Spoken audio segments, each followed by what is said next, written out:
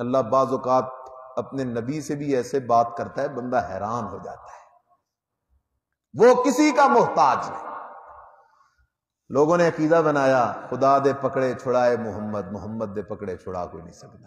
نہ ہو میرے عزیز، اللہ کسی کا محتاج نہیں، اللہ پکڑ لے تو اسے کوئی بھی نہیں چھڑا سکتا، اور سب کے پکڑوں کو وہ چھڑا سکتا ہے۔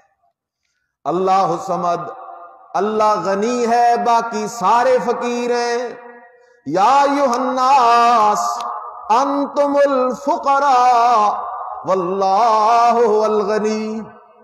اللہ کہتا ہے انسانوں، نبی بھی آ گئے، ولی بھی آ گئے، پیر بھی آ گئے، فقیر بھی آ گئے۔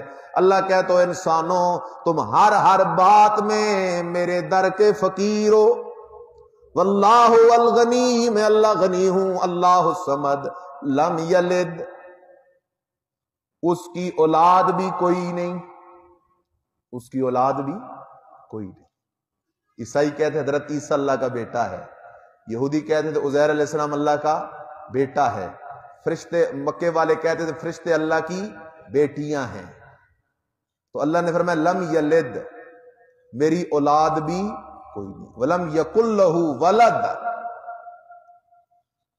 اچھا اس کو سمجھ کے جاؤ، عیسائی کہتے تھے اللہ کا بیٹا ہے حضرت عیسیٰ علیہ السلام، یا یہودی کہتے تھے عزیر علیہ السلام کے بارے میں، اس کا یہ مطلب نہیں تھا کہ ان کا عقیدہ یہ تھا کہ اللہ کی کوئی بیوی ہے اور اس سے عیسیٰ علیہ السلام اور عزیر علیہ السلام پیدا ہوئے۔ نہ، ان کا عقیدہ یہ تھا کہ یہ دونوں اللہ کے پیارے ہیں۔ اتخذ اللہ ولدا، یہ دونوں اللہ کے کیا ہیں؟ پیارے۔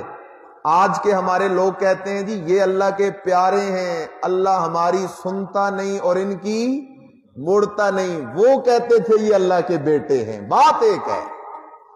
وہ کہتے تھے یہ اللہ کے ہیں بیٹے، اور یہ کہتے ہیں یہ اللہ کے ہیں پیارے، بات ایک ہے۔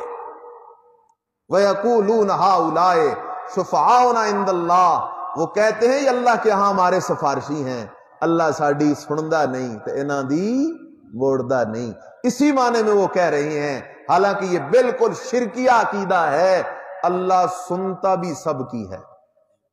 لوگ کہتے ہیں نا جی ہمیں گناہگار خطا کار، اللہ ہماری سنتا نہیں ہے۔ اور شیطان سے زیادہ بھی کوئی گناہگار ہو سکتا ہے؟ اس نے بھی اللہ کو پکارا تو اللہ نے اس کی دعا سن لی یا نہیں سن لی؟ سن لی، اور اللہ نے کہا چل تجھے قیامت تک مہلت ہے۔ تو اللہ اگر شیطان کی سن سکتا ہے تو تیری میری نہیں سن سکتا؟ اللہ سب کی سنتا ہے، اور موڑنے پہ آئے تو سب کی موڑتا ہے۔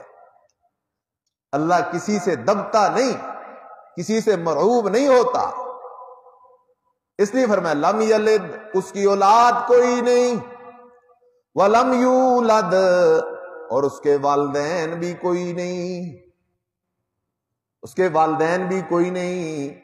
وَلَمْ يَكُنْ لَهُ كُفُوًا أَحَدٌ، اور اس کا ہمسر برابری والا بھی کوئی نہیں۔ والدین بھی کوئی نہیں، اوپر کا رشتہ بھی کوئی نہیں، اولاد بھی کوئی نہیں، نیچے کا رشتہ بھی کوئی نہیں، اس کا ہمسر اور برابر بھی کوئی نہیں، یعنی اس کی بیوی بھی کوئی نہیں۔ سبحان اللہ، میرے اللہ کا انداز ہے۔ بندہ بعض اوقات مجبور ہو جاتا ہے، ایک افسر ہے افسر، اور وہ تمہارے قابو نہیں آ رہا، اور تمہیں پتہ چلتا ہے یہ بیوی سے بڑا ڈرتا ہے، تم کسی ذریعے اس کی بیوی تک رابطہ کرتے ہو اور بیوی کے ذریعے اس کو حکم دلواتے ہو کہ میرا یہ کام کرو، وہ افسر اپنی بیوی سے مجبور ہو جائے گا۔ بعض اوقات وہ افسر اپنی اولاد سے مجبور ہو جائے گا، بعض اوقات وہ افسر اپنے والدین سے مجبور ہو جائے گا۔